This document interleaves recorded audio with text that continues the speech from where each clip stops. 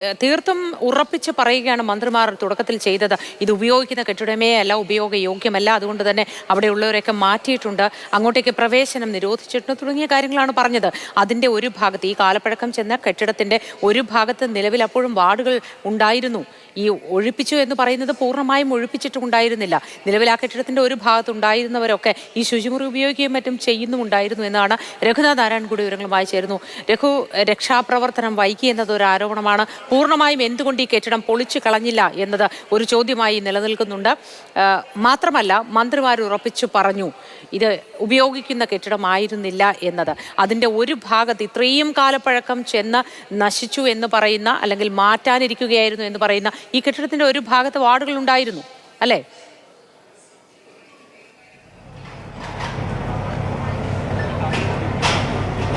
ഉണ്ടായിരുന്നു. ഞാൻ നേരത്തെ പറഞ്ഞതുപോലെ തന്നെ ഇത് ഒരുപാട് വലിയ ഒരു കെട്ടിടമാണ്. ഒരു നടുമുറ്റം നടുക്കുള്ള ഒരു വലിയ ഒരു റെക്റ്റാങ്കിൾ രീതിയിലുള്ള കെട്ടിടമാണ്.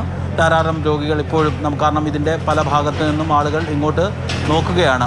കാരണം രോഗികളുണ്ട്, അതൊക്കെ ആളുകൾ ശ്രദ്ധിക്കുന്നുണ്ട്.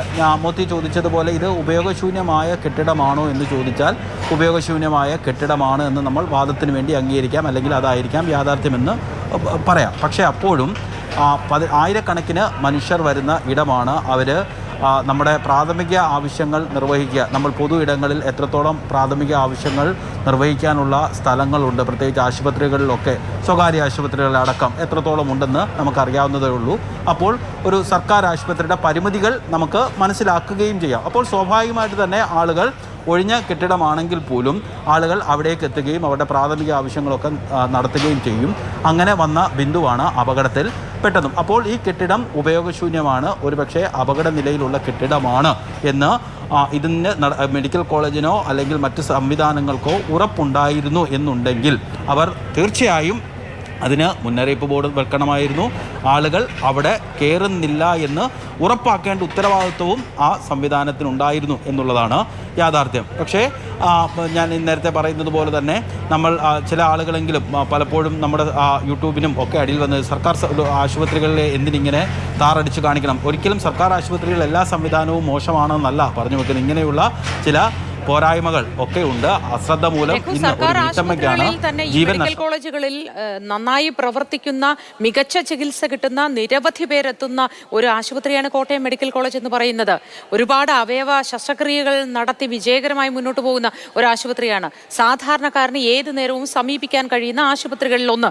അത് നന്നായി പ്രവർത്തിക്കുക എന്നത് പൊതുജനത്തിന്റെ ആവശ്യമാണ്. അത് മാത്രമാണ് ഇവിടെ പറയുന്നത്. അതിന് സർക്കാരിന്റെ ഈ ആരോഗ്യ മേഖലയെ ആകെ താറടിച്ചു കാണിക്കുകയാണ് ചെയ്യുന്നത് എന്ന പരാമർശത്തിൽ യാതൊരു അർത്ഥവുമില്ല. ഡോക്ടർ ഹാരിസ് വെളിപ്പെടുത്തിയതുമായി ബന്ധപ്പെട്ട നൂലാമാലകളൊക്കെ നമ്മൾ കണ്ടതാണ്. അതിനിടയിലാണ് ഇത്തരത്തിലൊന്നുകൂടി. എന്നിട്ടും അതിനെ ന്യായീകരിക്കുകയാണ് ചെയ്യുന്നത്.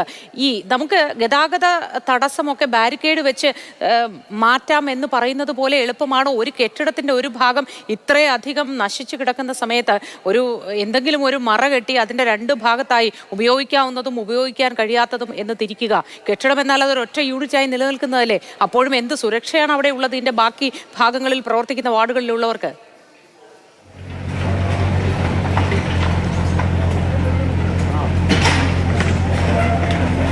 അതെ മോത്തി, കാരണം ഈ ആയിരക്കണക്കിന് മനുഷ്യർ വരുമ്പോൾ അവർക്ക് എല്ലാവിധമായ സൗകര്യങ്ങൾ ഒരുക്കി കൊടുക്കാൻ കഴിയില്ല എന്ന് മാത്രവുമല്ല, മോത്തി പറഞ്ഞതുപോലെ തന്നെ മികച്ച രീതിയിൽ പ്രവർത്തിക്കുന്ന മെഡിക്കൽ കോളേജാണ് കോട്ടയം. ആലപ്പുഴ മെഡിക്കൽ കോളേജ് ഉണ്ടെങ്കിൽ പോലും എൻ്റെ ജില്ലയായ ആലപ്പുഴയിൽ നിന്ന്, ആലപ്പുഴ നഗരത്തിൽ നിന്നടക്കം ആലപ്പുഴ മെഡിക്കൽ കോളേജിൽ പോകാതെ ആളുകൾ ചികിത്സയ്ക്കെത്തുന്ന ഒരു ഇടം കൂടിയാണ് കോട്ടയം മെഡിക്കൽ കോളേജ്. അതുകൊണ്ട് തന്നെ അവിടെ പരമാവധി സൗകര്യം ഒരുക്കി കൊടുക്കുക എന്നതിനപ്പുറം ആളുകൾ ഇതേപോലെയുള്ള അശ്രദ്ധ മൂലമുണ്ടായ അപകടങ്ങളിൽ പെടാതിരിക്കാനുള്ള നടപടികൾ സ്വീകരിക്കേണ്ടത് ഇതുമായി ബന്ധപ്പെട്ട ആളുകളുടെ ഉത്തരവാദിത്തമാണ്. കാരണം നമുക്ക് ഇവിടെ നിന്ന് നോക്കുമ്പോൾ ഈ കെട്ടിടത്തിലേക്ക് ഒരു അധികമായി വെച്ച ഒരു ഭാഗം പോലെയാണ് ഇവിടെ നിന്നാൽ തോന്നുന്നത്. കാരണം ഈ പൊളിഞ്ഞ് വീണ ഭാഗത്ത് മാത്രമാണ് ഈ കെട്ടിടത്തിന് കുറച്ച് നമ്മൾ ഇറക്ക് എന്ന് പറയുന്ന ചാർത്തെന്നൊക്കെ നമ്മൾ പണ്ട് പറയുന്നത് പോലെ ഒരു ഇറക്ക് ഈ ഭാഗത്തേക്ക് മാത്രമാണ്. ഒരു പക്ഷേ ടോയ്ലറ്റിന് വേണ്ടിയോ മറ്റോ ഒരു പക്ഷേ പിന്നീട് പണിഞ്ഞ് ചേർത്തതായിരിക്കാം. എന്തായാലും ആ ഭാഗമാണ് അടർന്നു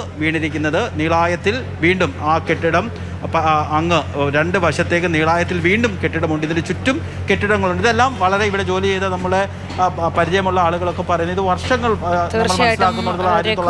വലിയ അനാസ്ഥയുടെ ഭാഗമാണ് ഇപ്പോൾ ഈ സംഭവം ഉണ്ടായിരിക്കുന്നത്.